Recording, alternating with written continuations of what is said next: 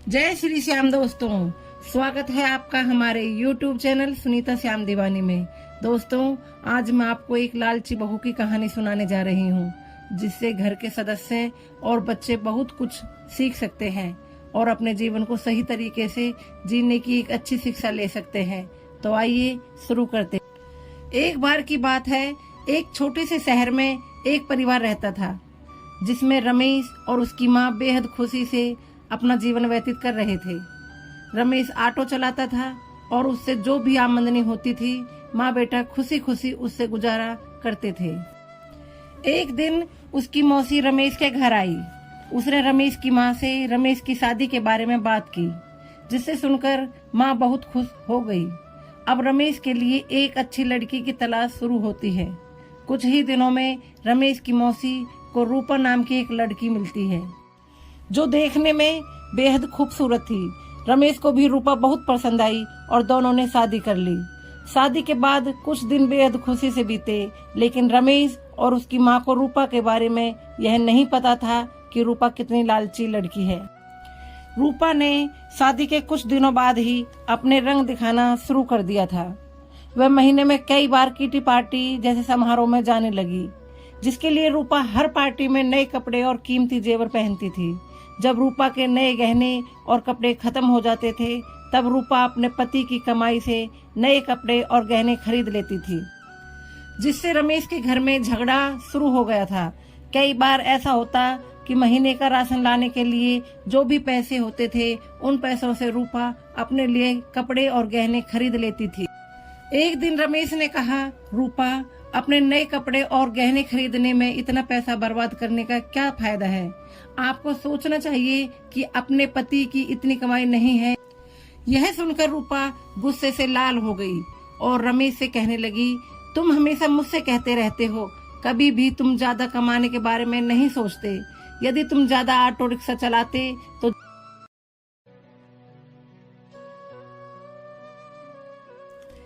यह कहकर रूपा अपनी सास के पास जाती है और कहती है, माँ जी, जो गहने आपके पास है मुझे दे दो, मैं इसे पहनकर पार्टी में जाऊंगी। रमेश की माँ ने पूरी बात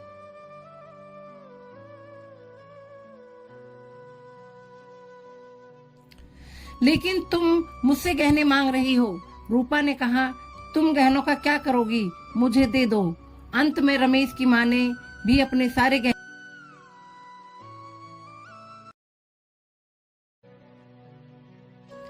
इधर रूपा के जाने के कुछ देर बाद ही घर में रमेश की मौसी आ गई।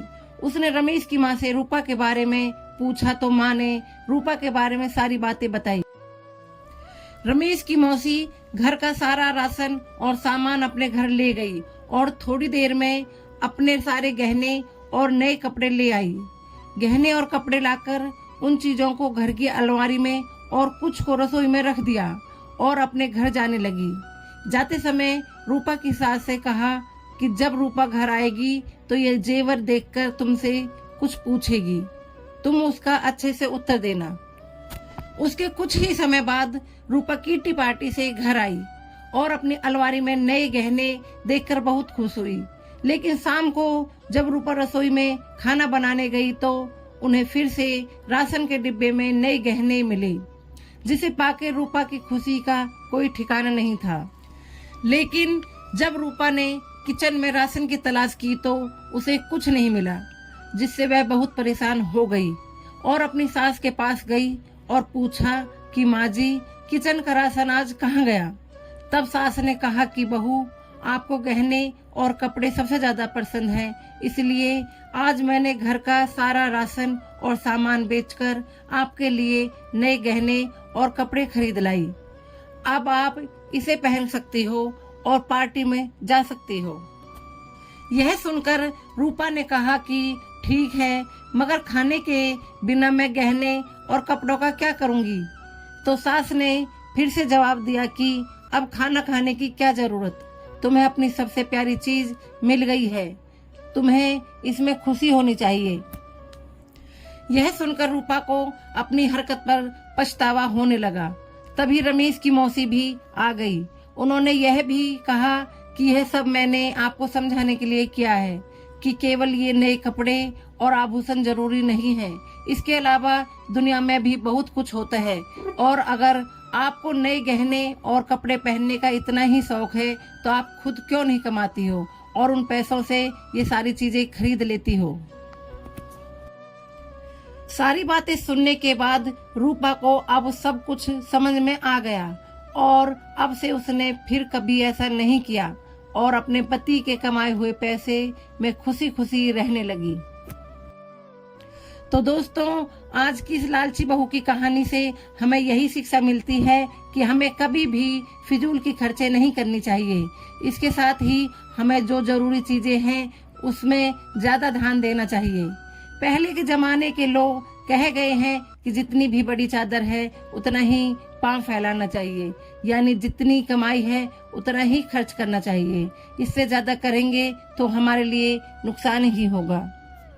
तो दोस्तों, आज की हमारी कहानी आपको कैसी लगी हमें कमेंट करके जरूर बताएं और हमारे चैनल को सब्सक्राइब करना ना भूलें। जय श्री श्याम।